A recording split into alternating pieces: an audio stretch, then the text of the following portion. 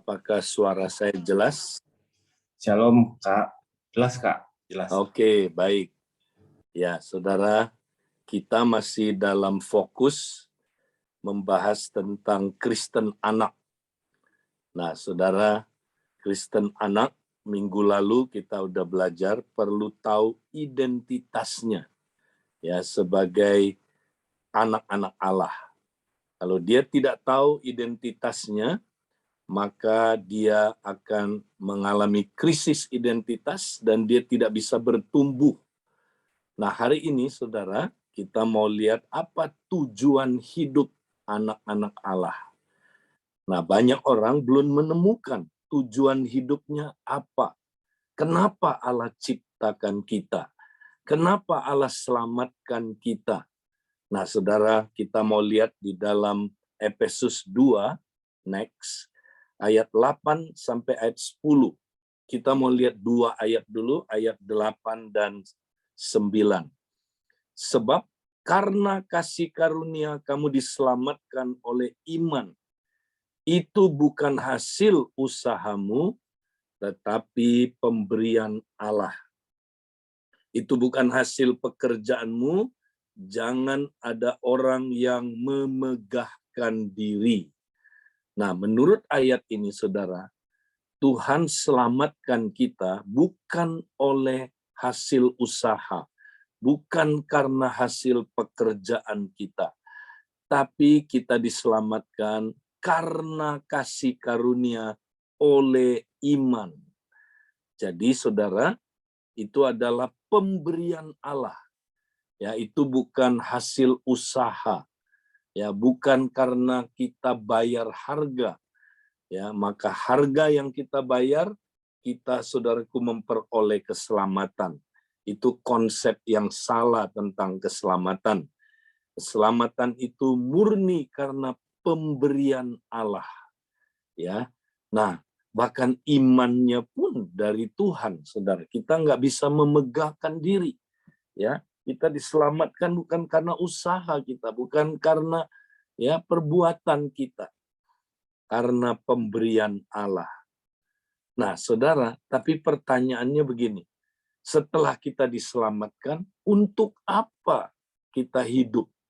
Ya, kalau kita hidup ya untuk cuma menikmati keselamatan itu, ya saudara, ya itu sebenarnya saudaraku tidak sesuai dengan kehendak Tuhan.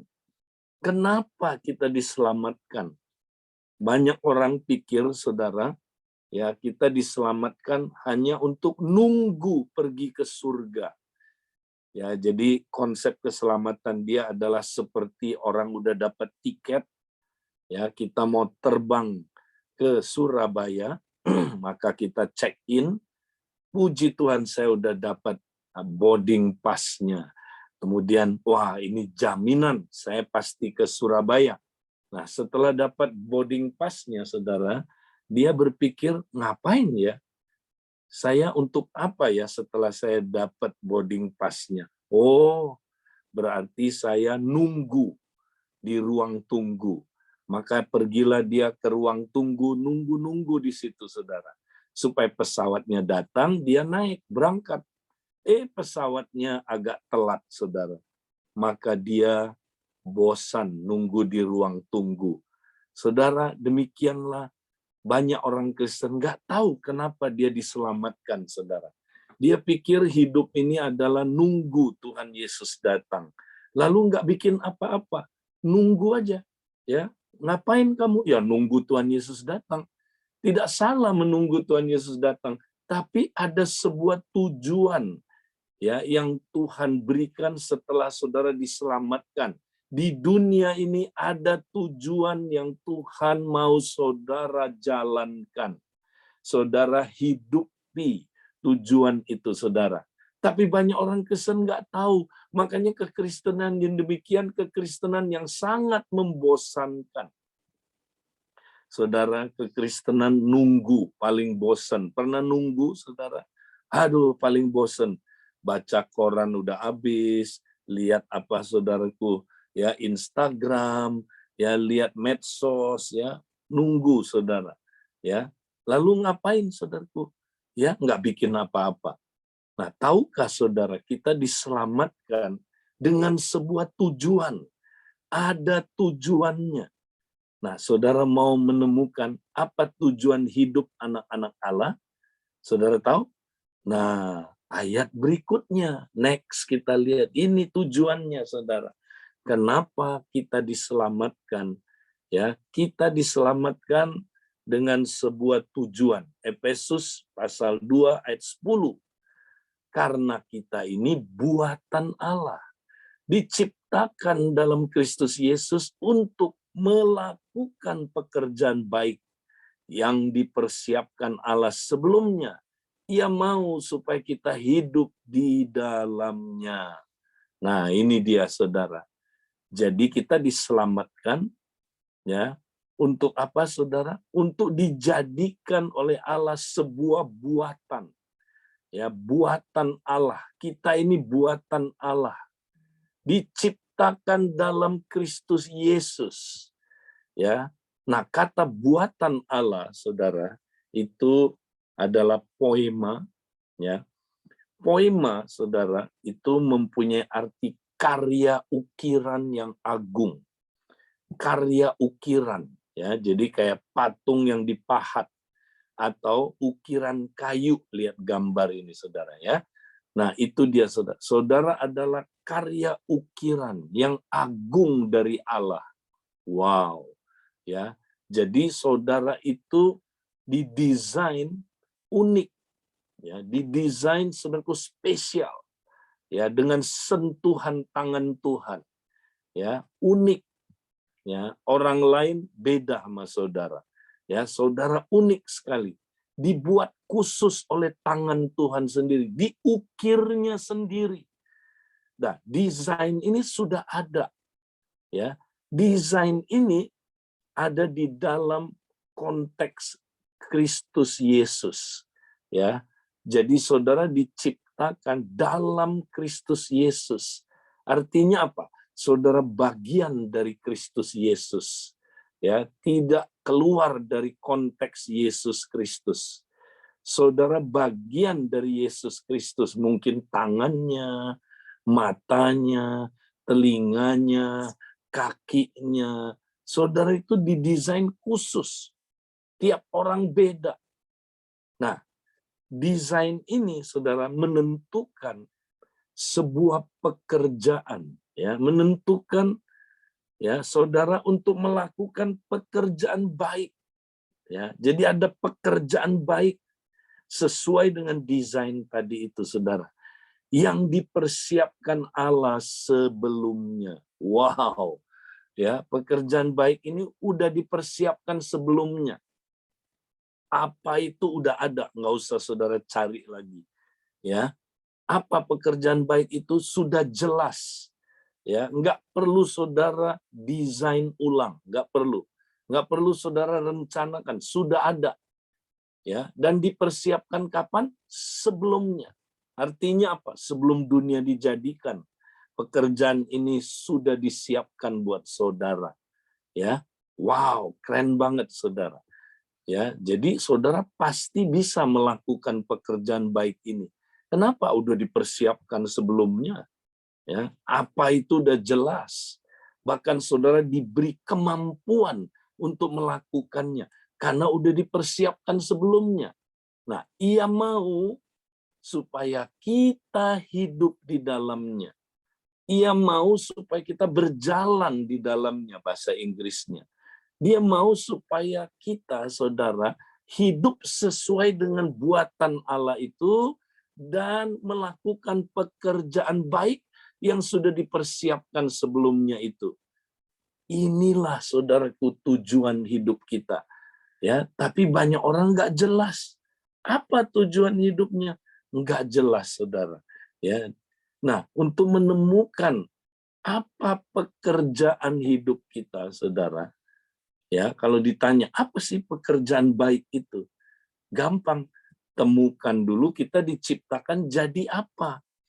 Kalau kita diciptakan jadi sesuatu, maka pekerjaan baik yang kita lakukan sesuai dengan ya ciptaan tersebut. Nah, Banyak orang nggak jelas, saudara. Ada orang ya menafsirkan ini sembarangan. Ya, pekerjaan baik itu apa? Ya, ada orang nggak jelas karena nggak dijelaskan di sini memang, saudara, pekerjaan baik itu apa. Jadi tafsirannya bisa macam-macam. Nah, ada orang saking nggak jelasnya dia bingung, ya udah dia nggak bikin apa-apa, ya.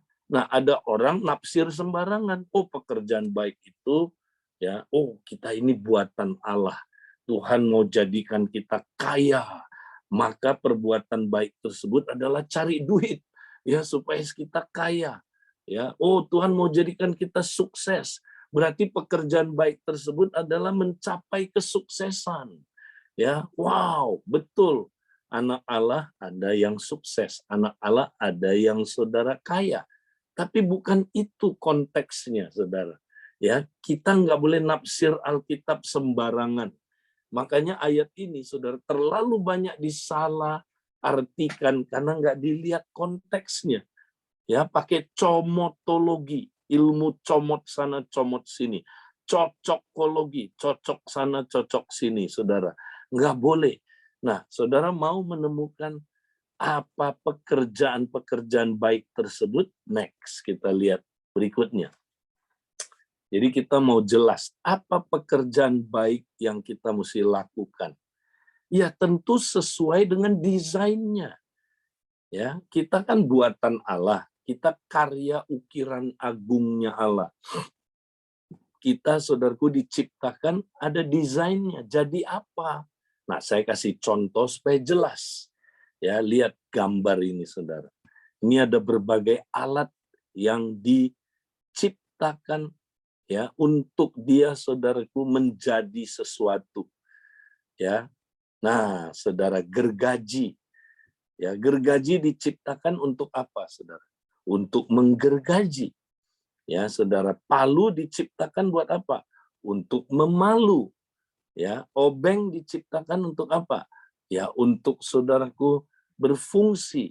Ya, masang sekrup, ya, saudara, buka sekrup, ya, saudara. Tang buat apa, saudara? Wah, buat ya cabut-cabut paku, saudara. Ya, nah kita diciptakan ada desainnya. Saudara diciptakan dalam Kristus Yesus. Ya, jadi saudara bagian dari Kristus Yesus. Ya, diciptakan dalam Kristus Yesus. Ya, saudara bagian dari Kristus Yesus. Nah, kalau saudara tangannya Kristus, lihat gambar ini ada tangan kan? Nah, tangan fungsinya buat apa? Ya berfungsi sebagai tangan, ngambil, ya untuk apa, nunjuk, untuk apa, saudara, ya mengekspresikan apa, sign language, ya saudara. Tangan banyak fungsinya, ya. Tangan beda sama kaki, saudara. Kaki juga mesti berfungsi sesuai dengan tugasnya, jalan, ya, tangan untuk ngambil, untuk bekerja, ya saudara. Nah, jadi saudara, kita semua ada fungsinya. Nah, fungsi itu sesuai dengan kita diciptakan jadi apa. Nah, ini yang kita mesti jelas. Kalau udah tahu jadi apa, maka kita bisa berfungsi sesuai dengan ciptaan tersebut, sesuai dengan buatan Allah tersebut. Ya. Nah, jelas, saudara. Nah, sekarang kita mau lihat, kita diciptakan untuk apa, saudara? Tadi udah jelas, kita diciptakan di dalam Kristus Yesus. Ya, jadi in Christ. Nah, ini nggak boleh lupa, saudara. Banyak orang pikir, oh saya diciptakan sembarangan. Ya, saya diciptakan jadi orang kaya, oh jadi orang sukses, orang terkenal. Bukan. Ya, kita diciptakan dalam konteks in Christ, ya. Oke. Nah, saudara mau tahu, ya, kita bagian dari apa dari Kristus? Nah, cara taunya, saudara, bacalah ayat-ayat selanjutnya, konteksnya. Nah, ayat selanjutnya, next kita lihat. Jadi kalau kita mau tahu pekerjaan apa dalam hidup kita yang harus kita kerjakan, nah kita baca ayat 11 sampai ayat 22 dari Efesus 2. Ya, ayat 11 sampai ayat 22 itu penjelasan detailnya. kita diselamatkan untuk apa? Kita bukan sekedar diselamatkan untuk masuk surga, bukan. Ya, di dunia ini ada tugas yang kita mesti lakukan, ada pekerjaan yang kita mesti kerjakan. Ya, Saudara, karena kita diciptakan menjadi bagian dari Tuhan. Ya. Nah, makanya Saudara, di sini dijelaskanlah kita diselamatkan untuk apa? Pertama, ayat 11 sampai ayat 18. Ya, Efesus 2. Kita diselamatkan untuk apa? Untuk menjadi tubuh Kristus. Kita diselamatkan ya, bukan sekedar untuk masuk surga, tapi kita dibaptis ke dalam tubuh Kristus. Kita menjadi anggota-anggota tubuh Kristus. Ya, ada yang tangannya, ada yang kakinya, ada yang telinganya, Saudara. Jadi kita jadi bagian dari Kristus. We are created in Christ, di dalam Kristus, ya. Kita jadi bagiannya Kristus. Ya, makanya pasal 2 ayat 11 sampai 18 yang dibahas tubuh Kristus, ya kan? Dua pihak yang tadinya bermusuhan, tidak ada lagi dinding pemisah, ya, mereka menjadi satu manusia baru, one new man, ya, Saudaraku. Tidak ada lagi Yahudi, non-Yahudi, ya, tidak ada lagi, Saudaraku, perbedaan-perbedaan, mereka menjadi satu, ya, satu, ya, menjadi satu tubuh, the new man, tubuh Kristus. Itulah ayat 11 sampai ayat 18. Itu metafora yang pertama tentang gereja. Nah, kemudian Paulus lanjut ayat 18 ayat 19. Ini metafora yang kedua tentang gereja. Ya, jadi kita diselamatkan untuk apa? Bukan hanya kita dibaptis ya menjadi bagian dari Kristus, Saudara, dari tubuh Kristus, tapi kita juga menjadi bagian dari keluarganya Allah Bapa. Ya, katanya kamu bukan orang asing lagi, tapi kamu kaum sewarga. Ya, kaum sewarga dalam kerajaan Allah, Saudara. Kita keluarga, puji Tuhan. Ya, makanya gereja itu adalah keluarga, Saudara. Gereja itu ya hari-hari ini bukan keluarga. Gereja kebanyakan ya Saudara menjadi apa? Institusi, tradisi, ya jadi apa? Denominasi, semua sisi-sisi itu Saudara. Ya, mestinya gereja keluarga. Makanya gereja mula-mula lahirnya di rumah-rumah, keluarga. Kita sekarang nggak ada nuansa keluarganya, Saudara.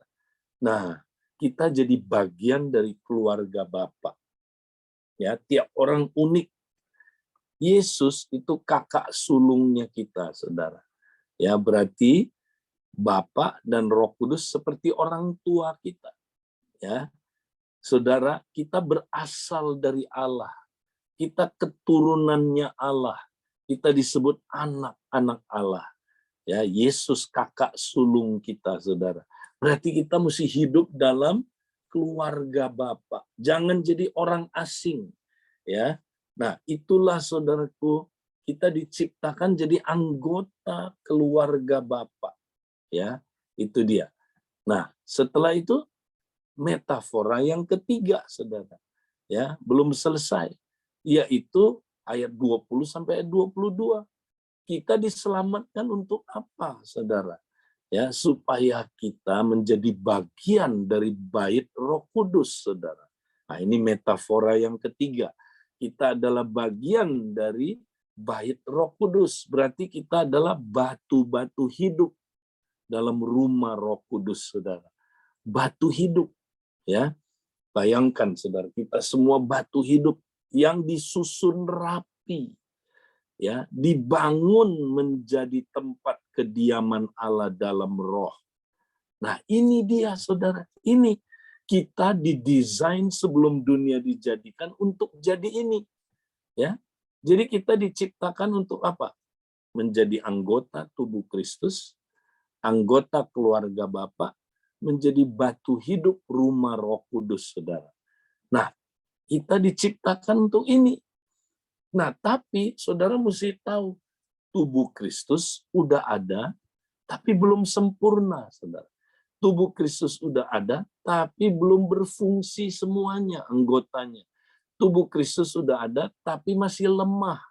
Tubuh Kristus sudah ada, tapi kesatuannya, saudaraku, masih rusak. Tubuh Kristus sudah ada, tapi saudaraku belum mencapai kepenuhannya, kedewasaan penuh. Nah, demikian juga keluarga Allah. Ya, keluarga Bapak udah ada, tapi anak-anaknya belum bertumbuh dewasa. Ya, keluarga Bapak udah ada, saudara. Tapi masing-masing saudaraku ya belum mencapai kedewasaan penuh. Ya, bait Roh Kudus udah ada, saudara. Tapi belum tersusun rapi batu-batunya. Ya, bait Roh Kudus sudah ada, tapi saudara perlu dibangun. Nah, berarti ada proses, perlu dibangun terus-terusan sampai Yesus datang. Nah, siapa tugas membangunnya? Ya kita dong. Ya, siapa lagi? Ya, kita yang membangunnya, saudara. Ya, tentu sebenarnya Kristus yang membangun lewat kita. Ya, sampai kita, saudaraku, bertumbuh mencapai kepenuhannya Kristus, mencapai ya menjadi rumah Roh Kudus yang saudaraku, yang utuh, ya, sehingga ya saudara, Tuhan bisa mengekspresikan dirinya ke dunia ini, ya. Nah, kita bisa lihat Allah Tritunggal nggak di sini? Bisa, ya. Tubuh Kristus, keluarga Bapa, bait Roh Kudus, ya. Jadi kita diciptakan untuk ini, saudara. Kita diciptakan jadi anggota tubuh Kristus, anggota keluarga Bapa, batu hidup dalam rumah Roh Kudus. Ya. Nah, kalau kita udah tahu ciptaan kita untuk apa kita diciptakan, baru kita tahu fungsinya, baru kita tahu pekerjaan-pekerjaan apa yang harus kita lakukan sesuai dengan fungsi, ya, sesuai dengan kita diciptakan jadi apa. Nah, jadi kesimpulannya ini, saudara. Ya, langsung aja karena waktu. Jadi kita diciptakan untuk menjadi bagian unik dalam rumah Tuhan. Nah, kita diciptakan ya menjadi bagian unik dalam rumah Tuhan. Ya, saya kasih ilustrasi. Ya, seandainya kita rumah Tuhan, kita bagian yang unik, saudara. Ada yang kusen, ada yang jendela, ada yang pintu, ada yang batu, batunya juga beda-beda. Ada yang batu di bawah, pikul beban lebih berat, ya. Ada yang batu agak di atas, saudara. Ya, unik semua kita, saudara, tersusun rapi dengan unik, ya. Kalau tubuh digambarkan ada yang tangan, ada yang kaki, ada yang mulut, ya. Kalau keluarga, saudaraku, digambarkan kita unik juga, ya. Kita unik sekali, saudara. Ada yang anak pertama, anak kedua, ya, saudara, macam-macam, ya. Kita unik. Jadi kita diciptakan untuk menjadi bagian unik dalam rumah Tuhan. Nah, ini dia. Kita diciptakan, nah, untuk apa? Untuk melakukan pekerjaan membangun rumah Tuhan. Ini penting. Inilah pekerjaan-pekerjaan yang kita mesti lakukan. Membangun rumah Tuhan. Kenapa? Karena rumah Tuhan masih lemah. Masih belum berfungsi penuh. Masih belum dewasa. Masih belum tersusun rapi. Kita mesti bangun. Ya, bangun rumah Tuhan. Ya, dan setelah bangun rumah Tuhan, kita nggak berhenti, kita akan hidup di rumah Tuhan sampai selama-lamanya. Seperti yang Daud rindukan, aku akan tinggal di rumah Tuhan sampai selama-lamanya. Inilah maksud abadi Allah. Dari sebelum dunia dijadikan, Tuhan mau punya rumah, ya, dan rumahnya bukan gedung, rumahnya adalah kita. Dia mau hidup bersama kita di rumahnya sampai selama-lamanya. Karena itu kita mesti bangun rumahnya. Build my home, kata Tuhan. Bangun rumahku. Itulah pekerjaan terpenting di dalam gereja, saudaraku. Ya, Watchmeni menyebutnya ya pekerjaan terpenting. Mari kita lihat ayatnya, ya. Ini pekerjaan terpenting. Next. Efesus 4 ayat 11 sampai ayat 12. Ya, dan dialah yang memberikan baik rasul-rasul maupun nabi-nabi, baik pemberita-pemberita Injil maupun gembala-gembala dan pengajar-pengajar. Ya, jadi ini apa, saudara? Ini tingkatan penatua-penatua, ya, tingkatan pemimpin-pemimpin. Mereka lah equiper, pelatih-pelatih. Nah, tugas mereka apa? Untuk memperlengkapi orang-orang kudus, memperlengkapi setiap anak-anak Allah, memperlengkapi setiap murid Kristus. Supaya apa?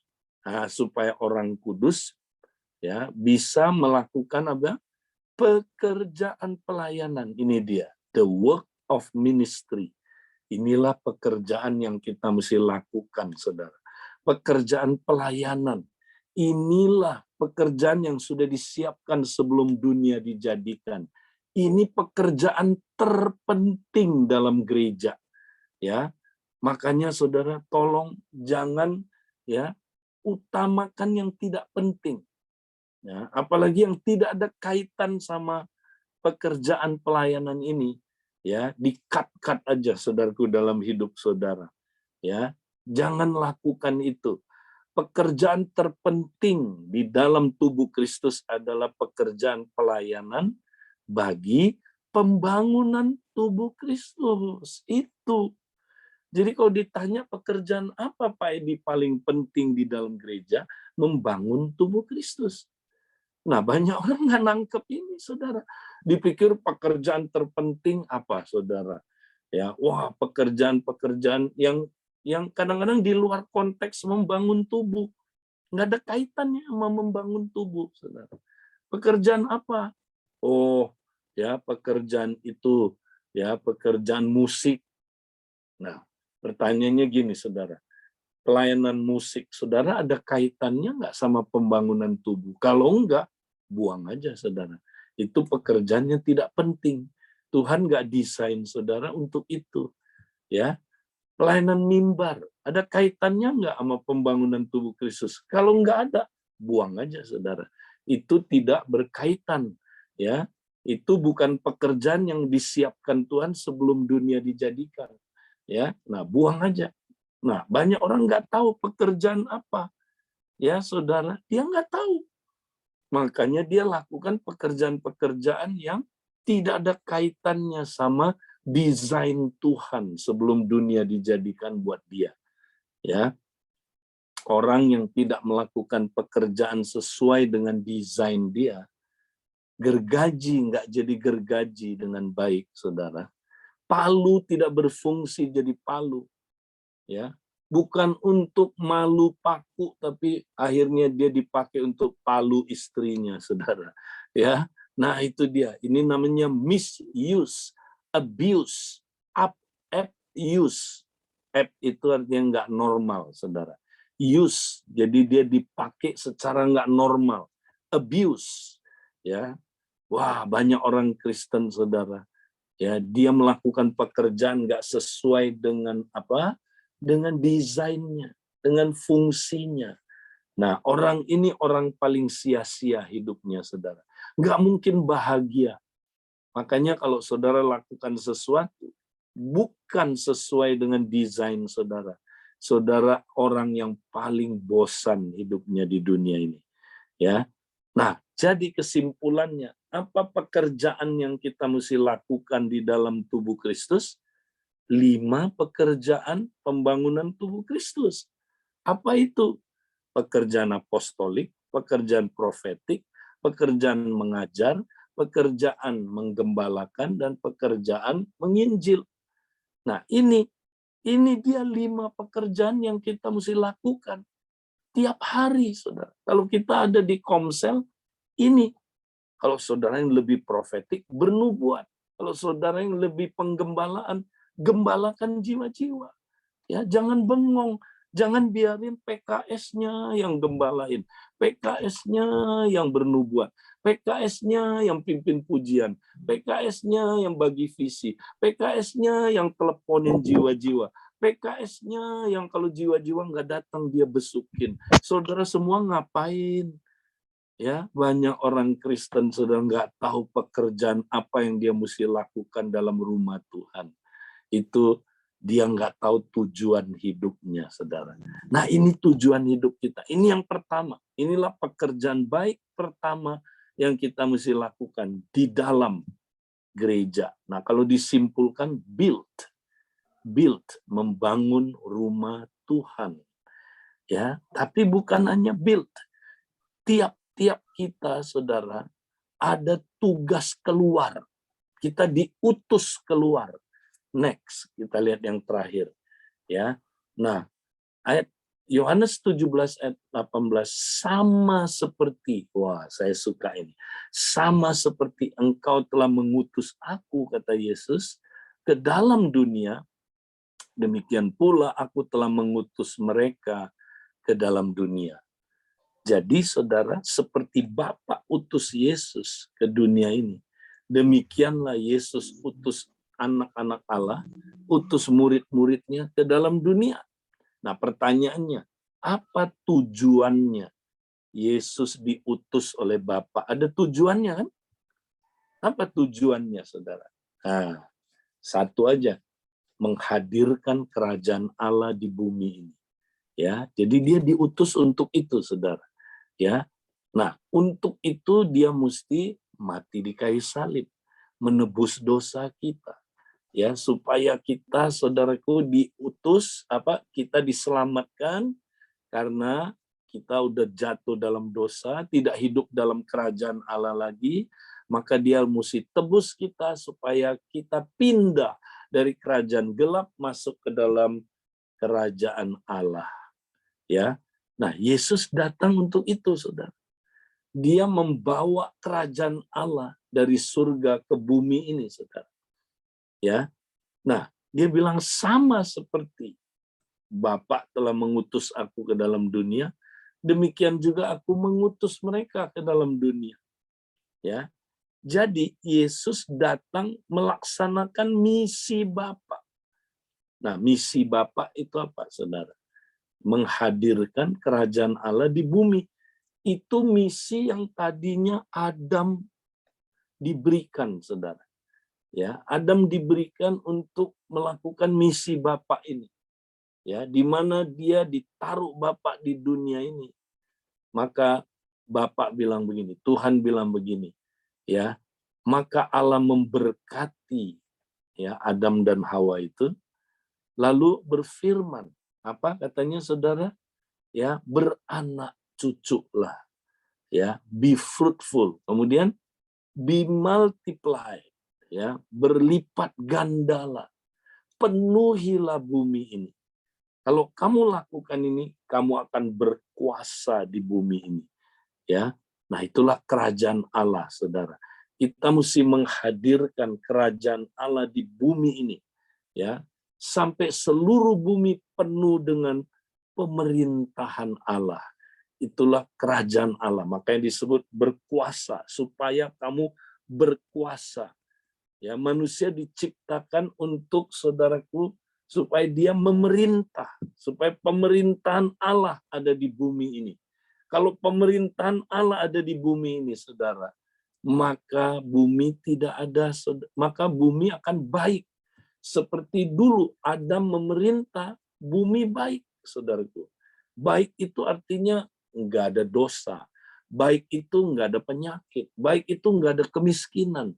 Baik itu, saudara, tidak ada kekacauan, kerusakan, pemberontakan, pembusukan. Tidak ada. Kalau Adam memerintah. Masalahnya Adam kalah. Adam berbuat dosa. Hilang kuasa pemerintahan itu. Kerajaan Allah itu diambil dari dia. Iblis curi, makanya Yesus kalahkan, saudaraku, iblis, ya, dan dia kembalikan kerajaan Allah itu ke dalam kita. Ya, kita sekarang, saudara, diutus oleh Bapa, ya, diutus oleh Yesus ke dunia ini, sama seperti Yesus diutus Bapa. Ya, jadi apa tujuan hidup kita, saudara? Melaksanakan misi Bapa, yaitu menghadirkan kerajaan Allah di bumi. Ya, di mana aja, saudara? di dalam setiap area kehidupan yang Tuhan percayakan pada kita. Kalau saudara bisnismen, ya Tuhan panggil saudara menghadirkan kerajaan Allah di dunia bisnis saudara itu. Ya, itulah tujuan hidup saudara di luar gereja. Saudara diutus untuk itu. Ya, kalau di dalam build, keluar send, ya, saudara send out. Diutus untuk apa? Melaksanakan misi Bapa, yaitu menghadirkan kerajaan Allah di dunia bisnis. Ada yang menghadirkan kerajaan Allah di dunia sekolah, ada yang di dunia kampus. Ya, kalau saudara seorang pelajar, saudara diutus Tuhan ke sekolah saudara, menghadirkan kerajaan Allah di sekolah saudara.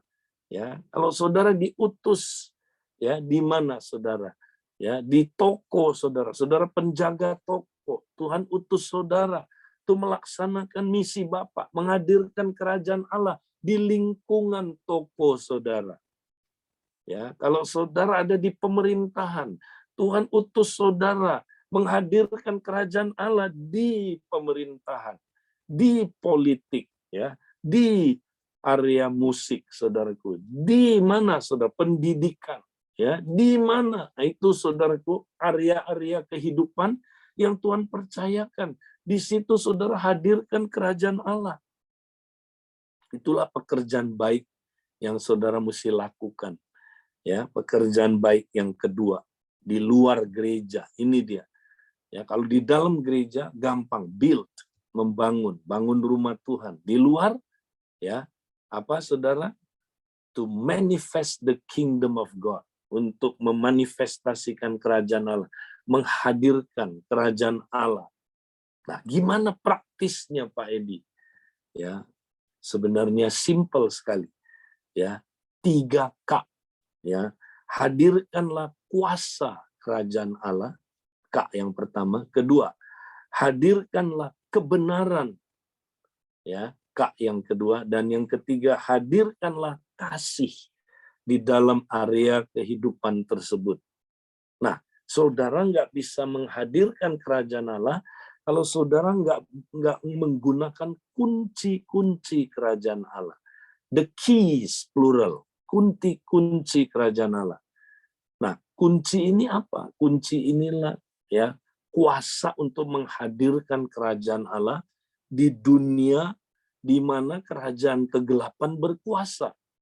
Ya, saudara diutus untuk menghancurkan pintu gerbang kerajaan kegelapan, masuk ke dalam kerajaan kegelapan, menghancurkan perbuatan-perbuatan kerajaan gelap, dan menyelamatkan orang-orang dari kerajaan gelap, bawa mereka masuk ke dalam kerajaan terang. Itulah tugas setiap kita. Gunakan kunci-kunci kerajaan. Nah, bagaimana menggunakannya, saudara? Tidak bisa tanpa kesepakatan. Ya, maka harus ada kompak, komunitas sepakat. Ya, kunci kerajaan nggak bisa dipakai sendirian. Jika dua orang bersepakat, ya, meminta apa saja, saudara, ya, Tuhan jawab. Nah, dia bilang gini, sebab di mana ada dua orang bersepakat, saudara, ya, maka dia bisa mendapatkan apa yang saudaraku dia doakan. Apa yang mereka ikat di bumi terikat di surga. Apa yang mereka lepaskan di bumi terlepas di surga. Wah, itu kan kunci kerajaan. Dahsyat sekali, saudara. Ya, jadi harus ada kompak. Kalau nggak ada kompak, kita nggak bisa menggunakan kunci kerajaan. Ya, jadi saudara bangunlah kompak di dunia bisnis saudara. Bangunlah kompak saudara, ya, di mana saudara berada, di dunia pendidikan, di politik, di parlemen. Bangun kompak-kompak. Lihat, Daniel membangun kompak saudara, di mana? Di dunia pemerintahan. Ya, waktu dia saudaraku diminta tafsir mimpi, ya, dia pergi ke hafrutanya. Hafrutanya adalah Sadrah, Mesakh, Abednego, ya, berempat. Memang hafruta dimulainya dari zaman Babilonia, saudara. Ya, maka Daniel doa bersama hafrutanya, baru dia dapat tafsiran itu. Nah, kita nggak lihat sisi ini, kita pikir Daniel hebat, ya, dia sendirian. Enggak, Bung, enggak. Dia enggak sendirian, dia ada hafrutanya, ya. Dia praktek hafruta, saudara, makanya dahsyat. Nyatakan kuasa. Nah, kuasa ini apa, saudara?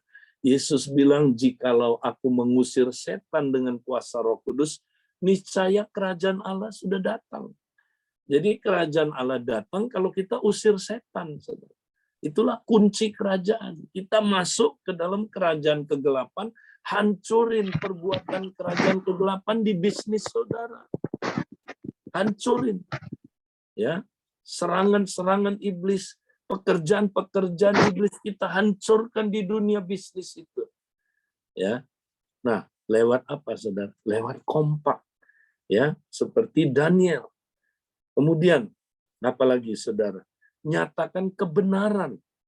Ya, itulah menyatakan kerajaan Allah itu menyatakan kebenaran, karena kerajaan Allah bukan soal makan dan minum, tapi kebenaran, damai sejahtera dan sukacita dalam Roh Kudus. Dasarnya kerajaan Allah adalah kebenaran. Ya, jadi dalam melakukan bisnis kita harus lakukan benar, sesuai dengan kebenaran, jangan tipu sana tipu sini, ya, berdasarkan kebenaran. Ya, kemarin saya khotbah di Brazil, saudara. Dikit lagi, saudara, 2 menit lagi. Ya, ada orang langsung datang sama saya, Pak Edi, thank you ya Pak Edi ya. Ya, 6-7 tahun yang lalu Pak Edi kesini nyampein kerajaan Allah itu dasarnya kebenaran. Makanya bayar pajak. Ya, kalau saudara bisnismen bayar pajak. Saya ketemplak, Pak. Ya, kami di Brazil pajak itu tinggi sekali. Salah satu yang tertinggi di dunia. Jadi kami banyak bisnismen tidak mau bayar pajak dengan jujur. Atau Pak Edi bilang bayar pajak, aduh berat sekali. Tapi Tuhan tegur saya, kamu nggak benar. Bisnis kamu nggak bayar pajak kamu. Waduh, saya bertobat Pak Edi. Nggak gampang, tapi saya mau taat. Bersama dengan komunitas kami di bisnis ini, bersama dengan istri, kami doain terus, kami mau Tuhan tolong kami. Benar, Tuhan tolong saudara. Dia bilang, Pak Edi, sejak itu kami bisnisnya bertumbuh luar biasa. Sekarang kami menjadi distributor ya kacang mete terbesar di Brazil. Ya, kami kirim ke luar negeri, kemana-mana. Ya, Tuhan berkati ketika kami bayar pajak. Wow, luar biasa.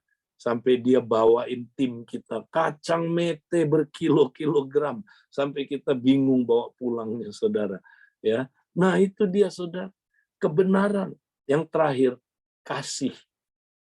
Ya, hadirkan kasih ya di area kehidupan saudara. Hadirkan kasih di dunia bisnis saudara. Hadirkan kasih, saudaraku, di sekolah saudara. Hadirkan kasih di toko saudara. Dimanapun saudara berada, di restoran saudara, di dunia pendidikan. Hadirkan kasih. Karena kasih adalah budaya kerajaan Allah.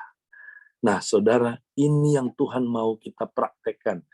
Mari saudara, kita semangat ya mencapai ya tujuan hidup anak-anak Allah. Kita mau praktek ini, saudara.